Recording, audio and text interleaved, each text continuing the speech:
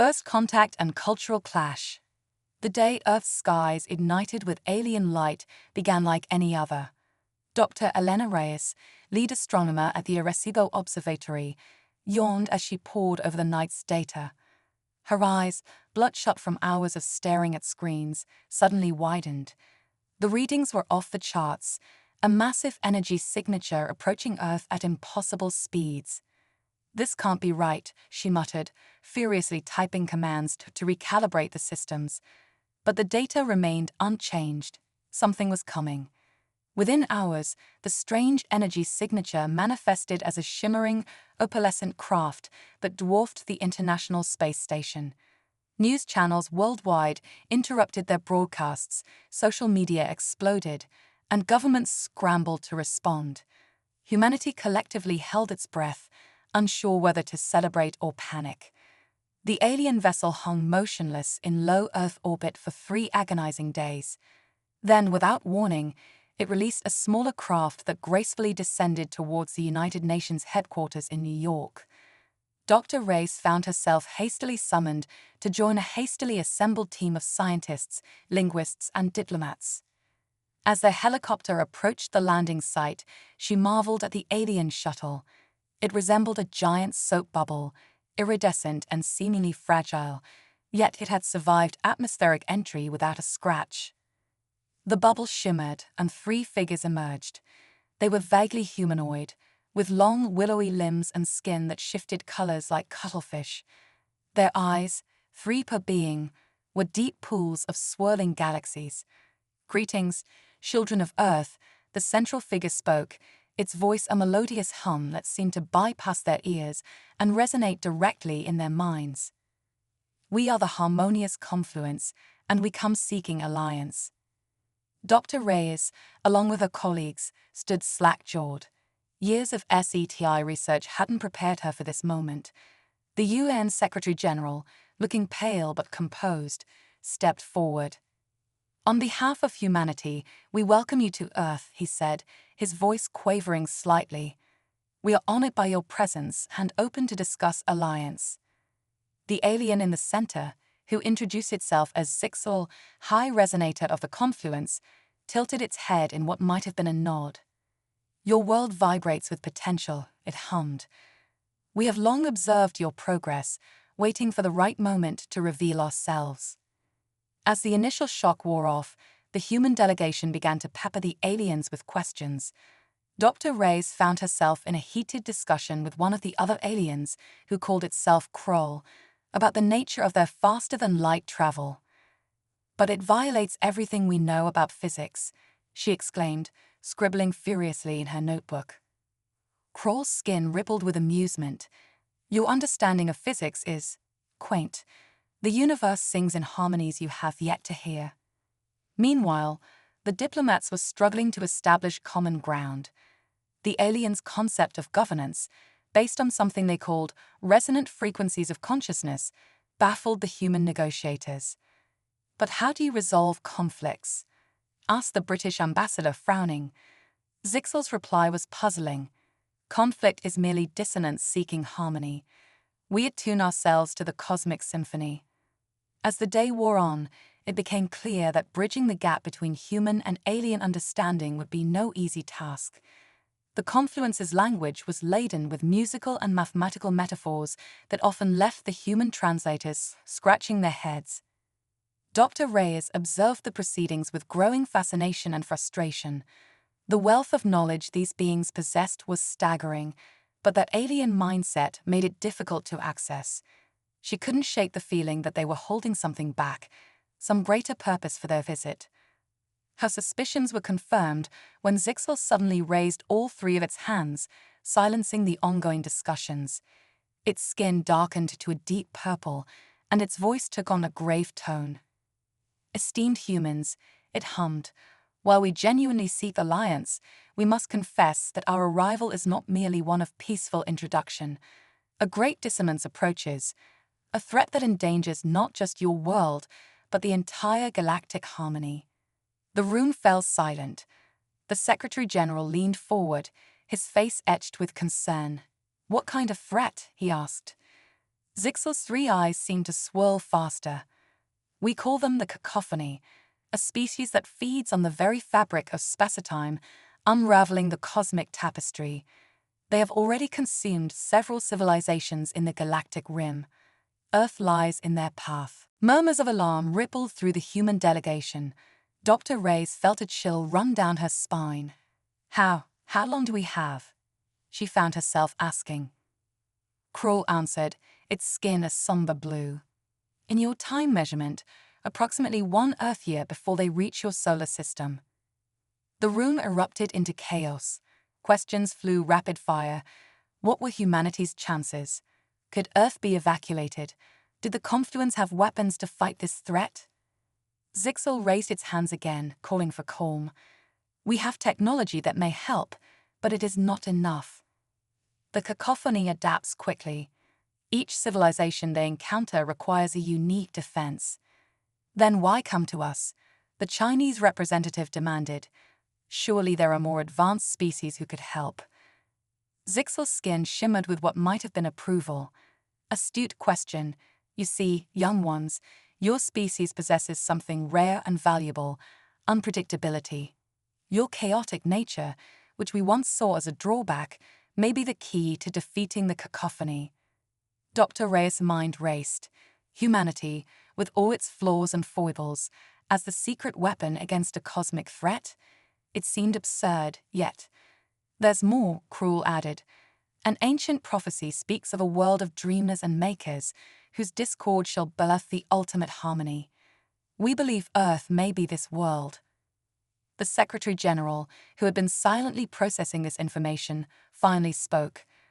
What you're proposing, it's not just an alliance, is it?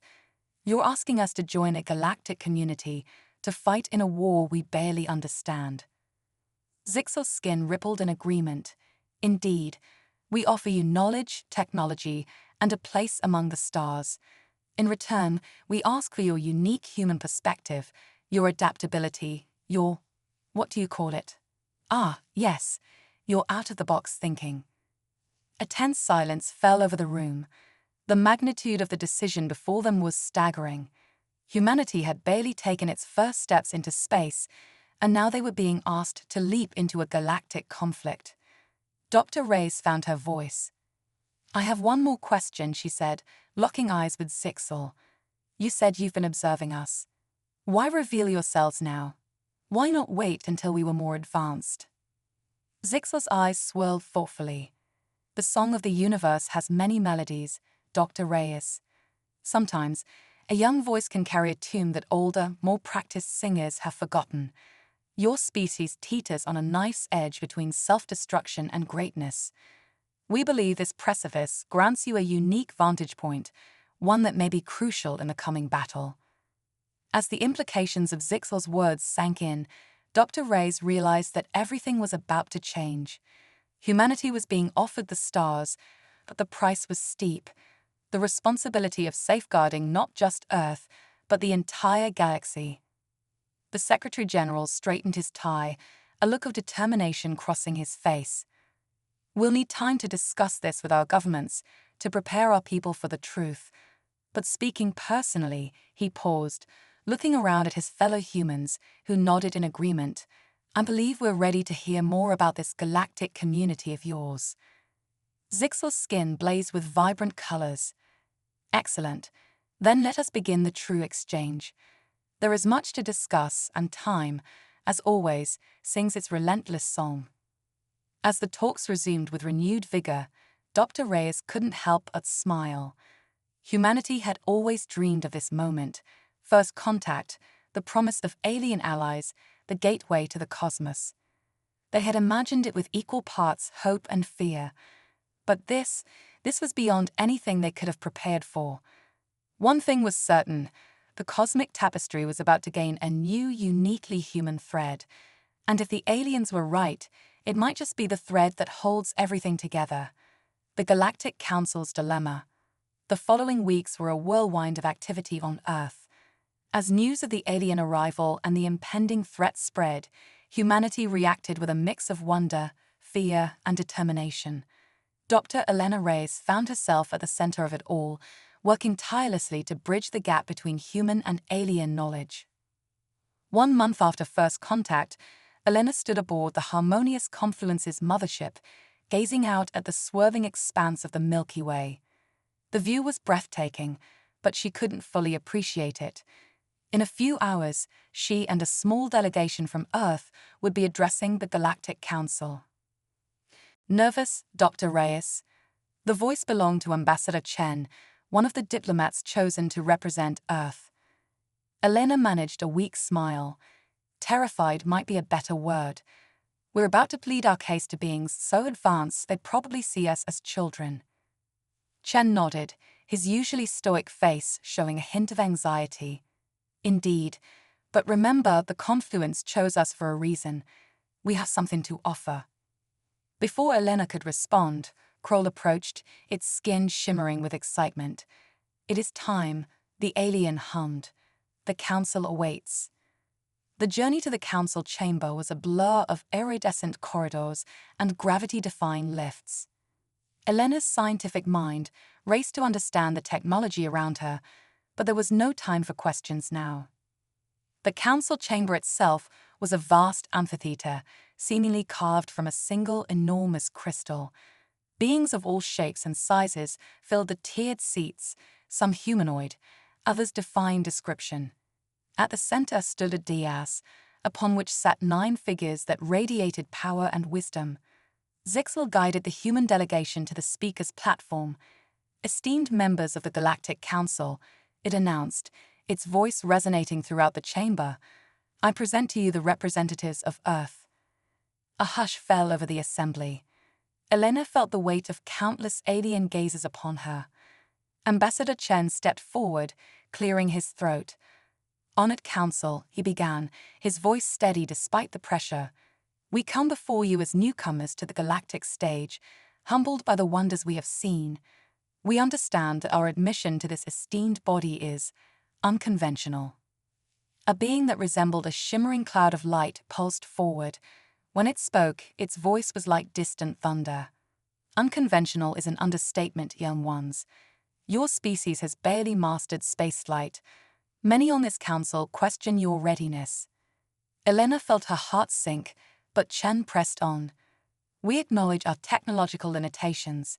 However, we bring with us qualities that the Harmonious Confluence believes may be crucial in the fight against the cacophony. This statement caused a ripple of murmurs through the chamber. A reptilian being with iridescent scales leaned forward, its forked tongue flicking out. And what qualities might those be? It hissed skeptically. To Elena's surprise, Zix answered, creativity, adaptability, and a unique form of cognitive dissonance that allows for innovative problem-solving. The council members exchanged glances. The being of light pulsed again.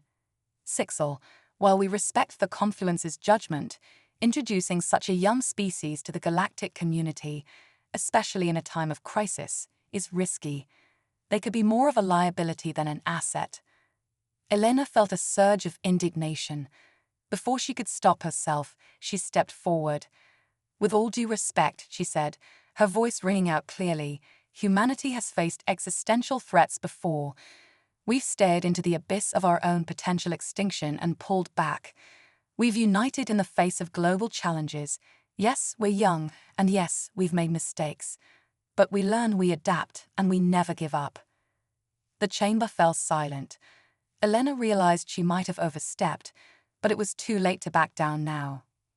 The cacophony is unlike anything we've faced before, she continued. But that's true for all of you as well. Maybe what's needed isn't just advanced technology, but a fresh perspective. We may not have faster-than-light travel, but we have scientists who think in ways you might not expect. We may not have perfect unity, but our diversity breeds innovation. A new voice spoke up, melodious and gentle, belonging to a being that seemed to be made of living crystal. The human speaks with passion, but passion alone cannot defend against the cacophony. How can we be sure they won't fracture under pressure? Their history is filled with conflict. Ambassador Chen seized this opening. It's true, our history has dark chapters, But it's also filled with moments of incredible unity and achievement. When faced with a common threat, humanity has shown time and again that we can put aside our differences. Zixel's skin rippled with approval. If I may, esteemed council, there is another factor to consider. The ancient prophecy speaks of a world of dreamers and makers, whose discord shall birth the ultimate harmony. We believe Earth may be this world. This statement caused an uproar in the chamber. Voices overlapped, some skeptical, others intrigued. The head counselor, a being with 4 arms and a head that seemed to phase in and out of reality, raised its hands for silence. The prophecy is not to be invoked lightly, Zixel, it said, its voice resonating with power. If you truly believe these humans fulfill it, we must consider their inclusion carefully. Elena exchanged glances with Chen. This was the first they'd heard about a prophecy. It seemed there was still much the confluence hadn't revealed. The head counselor continued, "We will recess to discuss this matter. But first, a test for our human guests." It turned its shifting gaze to Elena.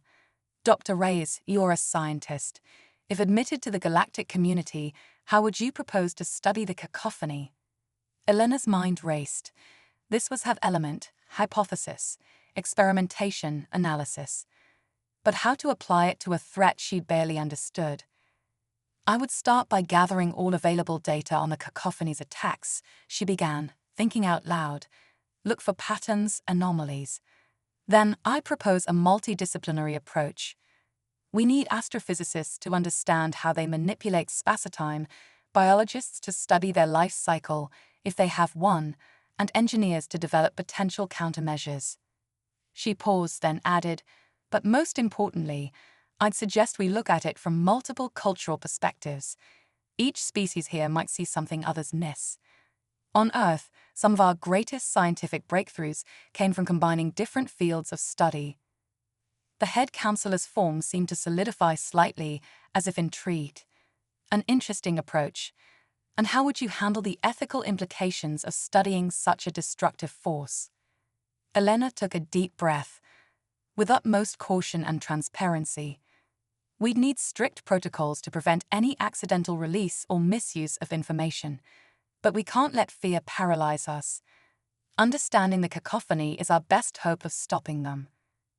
The chamber buzzed with discussion. The head counselor raised its hands again. "We have much to consider. The council will reconvene in one planetary rotation. Until then, our human guests will be given access to our historical archives. Use this time wisely." As the council members filed out, Elena felt a mix of hope and trepidation. They had made their case, but the outcome was far from certain. Zixel approached, its skin a swirl of thoughtful colors. "You spoke well, Dr. Reyes, but the true test is yet to come." "What test?" Elena asked, a knot forming in her stomach. Zixel's eyes seemed to peer into her soul. The test of whether humanity can rise above its own nature to become something greater. The galaxy's fate may depend on it. As they were led to the archives, Elena couldn't shake the feeling that they were standing on the precipice of something monumental.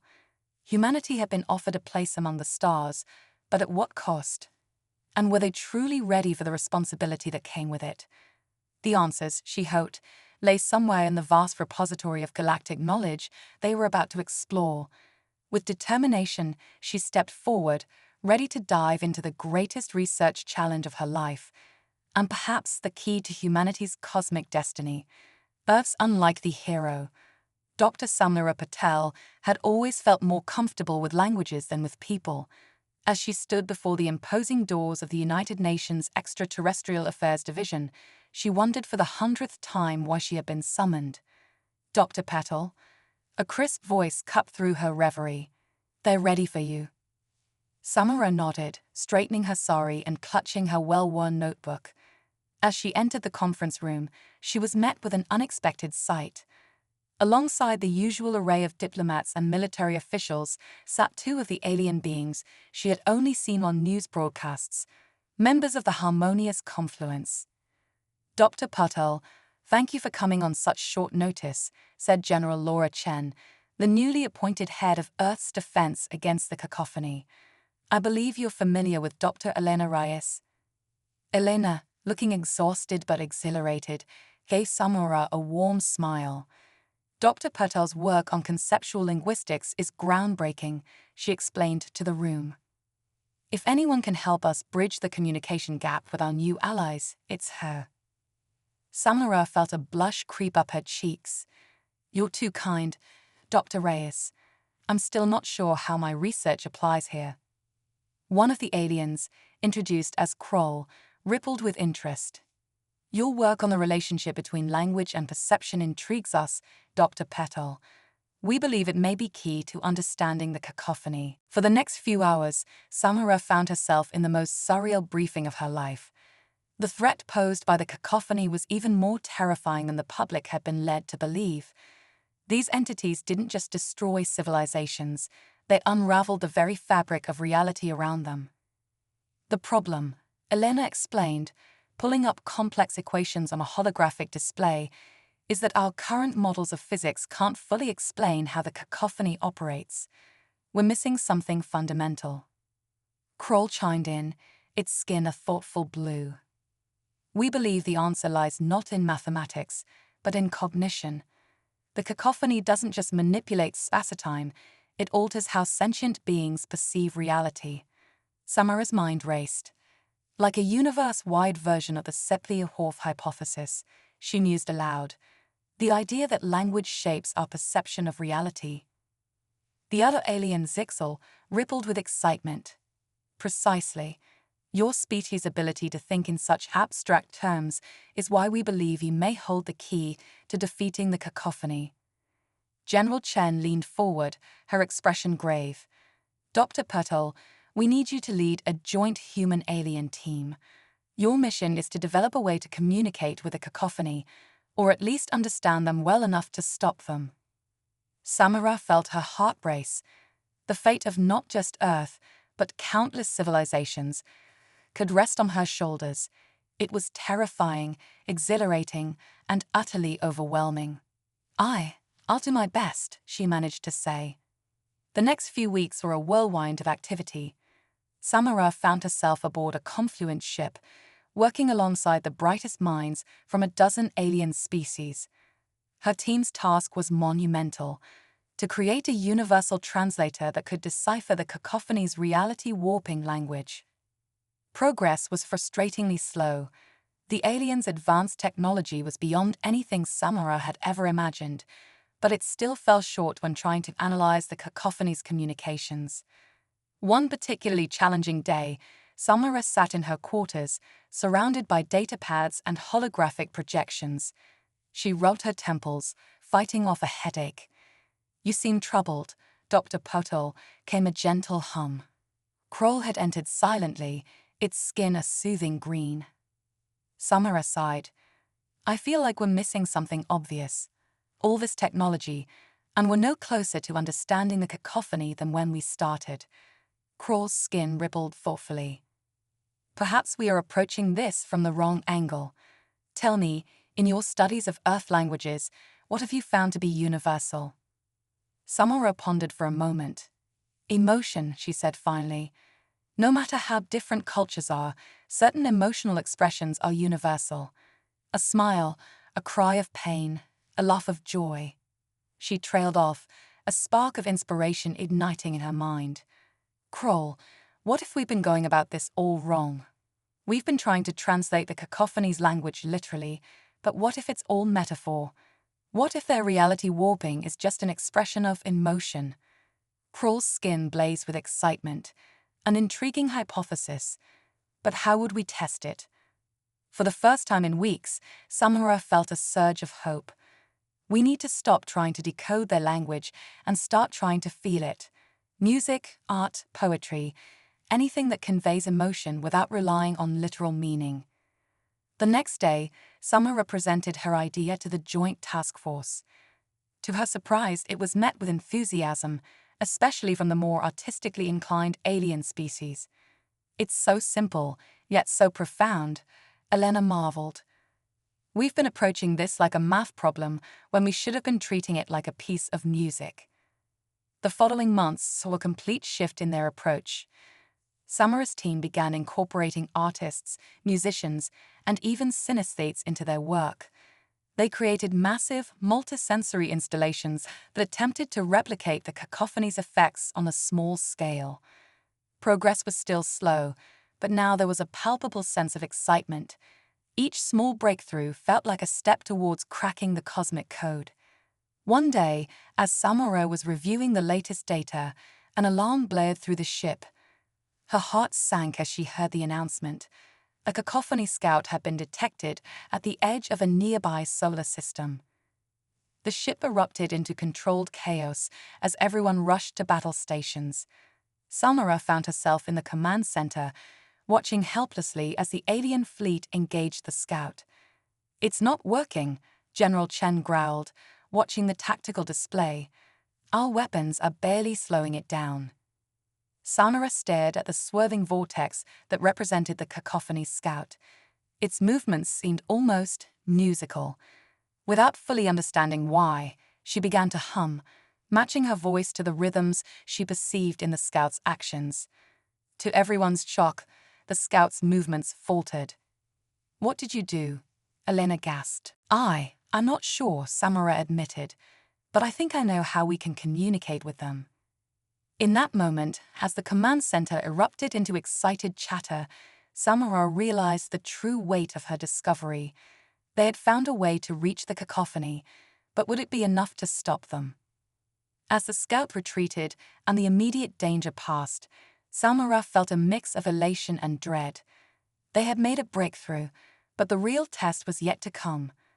The full force of the cacophony was still approaching, and Earth's fate hung in the balance. Zixel approached, its skin a kaleidoscope of emotions. "You have done what many thought impossible, Dr. Petal. You have given us hope." Samura nodded, her mind already racing with the implications of her discovery. "Hope is good," she said softly, "but now we need a plan." As the ship set course back to Earth, Samura knew that the real work was just beginning. They had found a way to speak to the cosmic destroyers. Now they needed to figure out what to say. The fate of galaxies would depend on the conversation to come, and Samura Patel, the unlikely hero from a young species, would be at the heart of it all. The cosmic tapestry unravels. The grand chamber of the Galactic Council buzzed with an energy Dr. Samura Patel had never experienced before. Representatives from 1,000 worlds stood shoulder to tentacle to photonic matrix, all eyes, or sensory organs, fixed on the central dais where Samura, Dr. Elena Reyes, and the Earth delegation stood alongside their confluence allies. "Order," boomed the head counselor, its form shimmering between states of matter. "We have convened this emergency session to address the cacophony crisis. Dr. Patel, you may present your findings." Samura stepped forward, her heart pounding. The fate of galaxies hung on her words. "Esteemed Council," she began, her voice steadier than she felt, "we have made a breakthrough in understanding the cacophony. They are not simply destroyers, they are communicators." A murmur rippled through the assembly. Samura pressed on, activating a holographic display that filled the chamber with swirling, abstract patterns. "What you're seeing is a visual representation of the cacophony's language," she explained. "It's not based on words or even concepts as we understand them. It's pure emotion, expressed through the manipulation of space-time itself." Elena stepped forward, adding, "We believe the destruction they cause is unintentional, a byproduct of their attempt to communicate with other sentient species." The chamber erupted into chaos. Species that had lost worlds to the cacophony cried out in disbelief and anger. Others demanded immediate action. The head counselor raised its appendages for silence. "This is unprecedented. Dr. Patel, what do you propose we do with this information?" Samura took a deep breath. "We need to respond in kind. Not with weapons, but with a message of our own, one that spans the gulf between our realities." "Impossible," shouted a being of living flame. "How can we communicate with entities that destroy everything they touch?" Because we've already done it on a small scale, Samara countered. She nodded to Elena, who activated another hologram, this one showing the encounter with the cacophony scout. The assembly watched in stunned silence as the recording played out, showing how Samara's humming had caused the scout to retreat. It was just a simple melody, Samara explained, but it was enough to make them pause. Imagine what we could do with the combined artistic and emotional expression of all our species. Zixel, the Confluence representative, stepped forward. We propose a bold plan. A galactic concert, if you will. A harmonious expression of all sentient life, broadcast directly into the path of the oncoming cacophony fleet. The chamber fell silent as the implications sank in. It was Kroll who broke the silence, its skin a swirl of cautious hope. There is, however, a significant risk. To broadcast a message of sufficient power, we would need to divert energy from our defensive systems. If we're wrong about the cacophony's intentions, we'll be defenseless, finished the head counselor grimly. The debate raged for hours. Some species were willing to take the risk, seeing it as their only hope. Others argued for a more militant approach, insisting that the cacophony must be destroyed at all costs. As the argument seemed to reach a stalemate, an unexpected voice spoke up. It belonged to a representative of the Ythri, a species that had lost their homeworld to the cacophony centuries ago. We have carried the pain of our loss for generations, the Ythri said, its voice a mournful whistle. But if there's even a chance that this destruction was unintended, that we might prevent other species from suffering our fate, we must try. Slowly, other voices joined in support. Species that had been bitter enemies found common ground in their desire for peace. The tide of opinion began to turn. Finally, the head counselor called for a vote. The chamber held its breath as the results were tallied. By a narrow margin, the head counselor announced, "The council has decided to attempt communication with the cacophony. May the cosmos have mercy on us all if we're wrong." The next weeks were a frenzy of activity. Every species contributed to the grand composition: songs, poems, mathematical equations expressing beauty, even pheromone sequences translated into electromagnetic waves. Samara worked tirelessly with a team of xenolinguists and artists to weave it all together into a coherent message. Elena, meanwhile, coordinated with the scientific teams to create a delivery system powerful enough to reach the cacophony. It would require the combined energy output of a dozen star systems, all focused through a network of quantum-entangled relays. As the day of broadcast approached, tension throughout the galaxy reached a fever pitch. Evacuation orders were given for systems in the cacophony's path, though many chose to stay, holding on to hope. Finally, the moment arrived.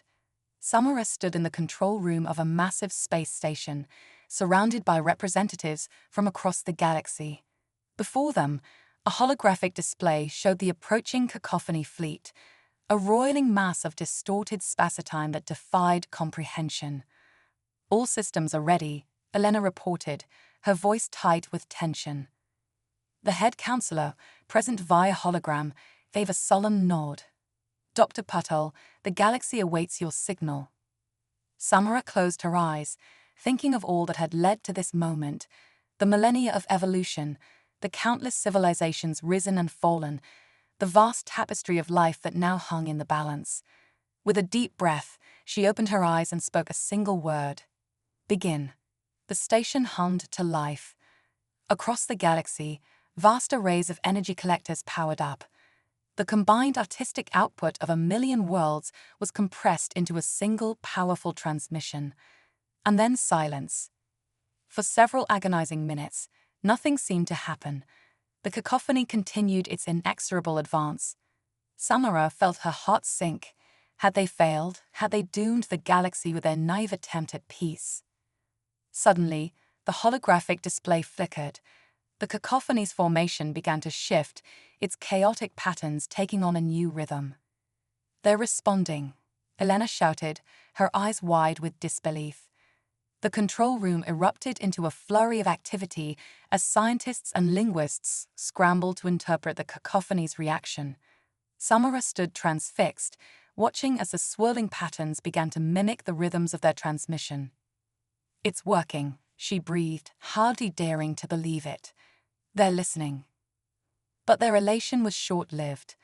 As the cacophony's response intensified, alarms began to blare throughout the station. Energy spike detected. A technician called out, "The fabric of space-time is destabilizing." Samara watched in horror as the space around the cacophony began to warp and twist. Were they attacking? Had their message been misinterpreted as an act of aggression? As panic began to spread through the control room, Samara noticed something odd. The distortions weren't spreading outward as they had in previous cacophony attacks. Instead, they seemed to be collapsing inward. "Wait," she called out, her mind racing. "I don't think they're attacking. I think they're trying to answer us." Elena's eyes widened in realization. Of course, their language manipulates reality. They're trying to create a space where we can communicate directly. As the galaxy watched with bated breath, a shimmering portal began to form at the heart of the cacophony fleet. It pulsed with otherworldly energy, a window between realities. The head counselor's hologram flickered as it turned to Samara. "Dr. Patel, you've brought us this far. What do we do now?" Samara stared at the portal, understanding the weight of the decision before her. This was more than first contact. It was a chance to bridge the gap between fundamentally different forms of existence. "Now," she said, her voice filled with determination, "we take the next step. We go through." As she moved towards the shuttle bay, Samara knew that whatever lay on the other side of that portal would change the course of galactic history forever. The cosmic tapestry was unraveling, but perhaps, just perhaps, it was only to be rewoven into something even more beautiful. The fate of all sentient life hung in the balance, and Samara Patel, the human linguist who had given the galaxy a voice, was about to become its emissary to the unknown. Humanity's place among the stars. The shuttle hummed softly as it approached the shimmering portal. Dr. Samara Patel sat rigidly in her seat, acutely aware of the historic nature of this moment. Beside her, Dr. Elena Reyes checked and rechecked their equipment, while Zixel and Kroll of the Harmonious Confluence sat in meditative silence. "Final approach," the pilot announced, his voice tight with tension. "Dr. Patel, are you sure about this?" Samara met his gaze in the reflection of the view screen. "No," she admitted, "but it's our best chance." As the shuttle crossed the threshold, reality seemed to twist and bend. For a moment that felt like eternity, Samara experienced a sensation of being everywhere and nowhere at once. Then, with a lurch, they emerged into somewhere else. The space around them defied description. Colors that shouldn't exist swirled in impossible patterns. Structures that seemed to be made of pure thought and emotion hung in a void that was somehow both infinite and claustrophobically small. "By all that's holy," Elena whispered, her scientific mind struggling to process what she was seeing. Zixel's skin rippled with a mix of awe and trepidation. "We are in the realm of the cacophony now. Be prepared for anything." As if in response to Zixel's words, the space around them shifted. A presence made itself known, not through sight or sound, but through a deep, resonating feeling that permeated their very being. Samara closed her eyes, focusing on the techniques she had developed over the past months. She opened her mind, allowing the emotion language of the cacophony to wash over her. Images and sensations flooded her consciousness. The birth of stars, the death of galaxies, the lonely existence of beings so vast and ancient that the concept of individual life had lost all meaning. With a start, Samara realized what she was experiencing. "They're not destroyers," she gasped. "They're explorers. Ancient beings searching for connection across the cosmos." Elena's eyes widened. "The destruction they cause, it's accidental, like a human unknowingly stepping on an anthill." Kroll's skin pulsed with understanding. "Their attempts to communicate alter the very fabric of reality." They had no idea the effect it was having on younger species. Samara nodded, her mind racing. We need to show them, help them understand. Closing her eyes again, Samara focused on projecting images and emotions back to the cacophony. She showed them the diversity of life in the galaxy, the beauty of individual existence, the pain and loss caused by their passage. The response was immediate and overwhelming. Waves of shock, horror, and deep, cosmic sorrow washed over the small crew. The very fabric of the space around them seemed to weep. They understand, Samara said softly. They're apologizing. What followed was an exchange unlike any in the history of the galaxy. The cacophony, ancient beyond measure, learned of the value of small, finite lives. The galactic delegation, in turn, glimpsed the vast, lonely existence of cosmic entities and the joy they felt at finally making contact. As the exchange deepened, Samara felt a shift in the fabric of reality around them. The cacophony were changing, adapting their very nature to coexist with younger species. They're offering to help, she explained to her awestruck companions. To use their ability to manipulate reality to heal the damage they've caused, to help life flourish. Elena's scientific mind was already racing with the possibilities. The advancements we could make, the problems we could solve. Zixel's skin rippled with cautious hope. But can we trust them? After all the destruction they've caused. Samara considered this. I think we have to. They've shown genuine remorse and a desire to make amends. More than that, they're offering us a chance to grow, to expand our understanding of the universe in ways we never imagined possible. As they prepared to return, to share their discoveries with the waiting galaxy, Samara felt a profound sense of awe at the role humanity had played. Their species, young and often fractious, had been the key to bridging a gap between forms of life, so different they had seemed incompatible. The return journey was a blur of debriefings, council meetings, and galaxy-wide announcements. The news of peace with the cacophony was met with jubilation, skepticism, and everything in between. In the months and years that followed, the galaxy entered a new era of growth and discovery. The cacophony, guided by their new understanding, became invaluable allies. They helped to restore worlds they had unknowingly damaged, shared insights into the nature of reality itself, and opened up new frontiers of exploration. Humanity, for its part, found itself in an unexpected position. Their unique perspective, their ability to bridge gaps between wildly different forms of life, made them invaluable in the new galactic order. Aleph became a hub of cultural and scientific exchange, a meeting place for species from across the cosmos.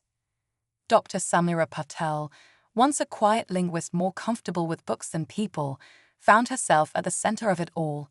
As she stood on the observation deck of the newly constructed Galactic Harmony Station, watching ships from 100 worlds dock and depart, she reflected on the journey that had brought them here. Quite a view, isn't it? Elena's voice came from behind her. The physicist had become a close friend through their shared adventures. Samara nodded, smiling. I never imagined anything like this when I was studying dead languages back on Earth. None of us did, Elena agreed. But that's the beauty of it, isn't it? The unknown, the unexpected. It's what makes life worth living. As they stood there, watching the bustle of interstellar traffic, a notification chimed softly. It was time for the next meeting of the Galactic Cultural Exchange Committee, where representatives from across the cosmos would gather to share ideas, art, and dreams. Samara took a deep breath, feeling the weight of responsibility and the thrill of endless possibility. Humanity had found its place among the stars, not as conquerors or victims, but as mediators, explorers, and dreamers. The cosmic tapestry had not unraveled after all. Instead, with humanity's help, it had been rewoven into something even more beautiful, a grand design that incorporated all forms of life, from the smallest microbe to the vastest cosmic entity. As Samara turned to head to the meeting, she paused for one last look at the star-filled vista. The universe, she realized, was vaster and more wondrous than anyone had ever imagined, and humanity, with all its flaws and all its potential, had proven to be the unexpected thread that held it all together. The adventure, she knew, was only just beginning.